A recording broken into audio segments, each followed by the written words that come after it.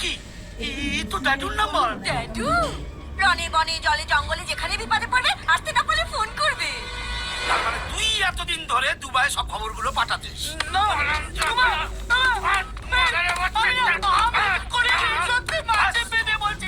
আর কোনো মাদারের বাচ্চার দুঃখীবাজি আমি সহ্য করবো না। এক এক করে সব কটাকে আমি মর্গে পাঠাবো। আমাকে ছেড়ে ওয়ান বাই ওয়ান। ও তোমার হবু সতীন, ওকে তুমি মারতে পারো না নন্নু, মারতে পারো না। সতীন মেয়েদের হয়। এই গাছ ফাটা কোথাকার, তোরা তো ফুলদারের কি আছে রে? প্রাইভেট চলছে, ভুলে ভুলে ভরে গেছে। এখন চোখ বড় বড় করে শুধু দেখ। ড্যাডি প্লিজ, হরি তোমার হবু জামাই, ওকে তুমি মারতে পারো না। আরে মাঝে মাঝে আমি তো কনফিউজ হয়ে যাই, আছে কাহার কাটে কাহা। চল দেখি আবার গায়ে কে আবার সত্যি গায়ে ভালোবাসে এই ব্যান্ডওয়ালাকে।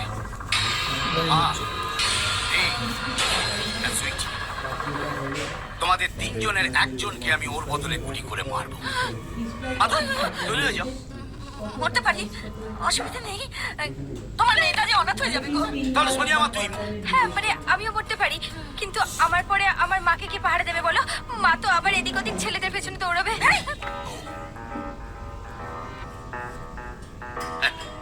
তাহলে সুইটি ম্যাডাম তুমি কি বলো?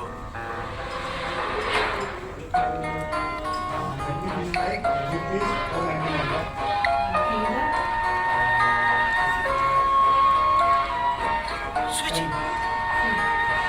জানালার ব্যান্ডওয়ালার জন্য তুমি তোমার প্রাণ দেবে?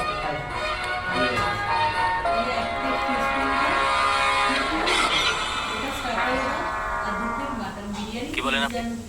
জানালার ব্যান্ডওয়ালা। দেখুন, আর্টিস্টকে সম্মান দিয়ে কথা বলবেন। না দেবো না, আমি তোকে চারানার ব্যান্ডওয়ালাই বলবো। চারানার ব্যান্ডওয়ালা। আপনি আমার এই সিটটা কিনেছিলেন, এসব ফালতু সিটি শুনে আমার সময় নষ্ট করার মতো সময় নেই। রিপোর্ট ডেকে আনলেন। দাঁড়া,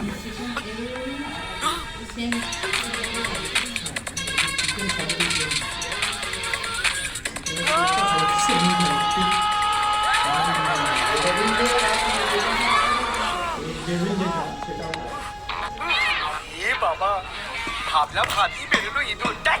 আরে হা করে দেখছিস কি? তুই আর বাজারের বাচ্চাটাকে ছাড়বি না।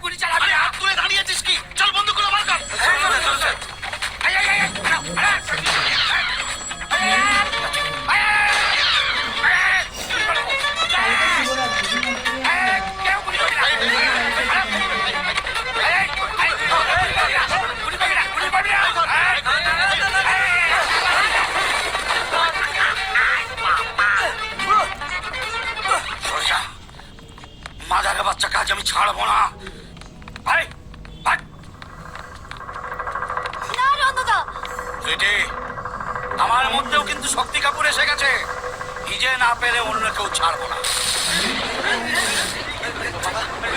ও মা গো, মেঘ ডাকছে কেন? মেঘ ডাকছে। আরে পুরো হাওড়া শ্বশুরটা করতে গেল।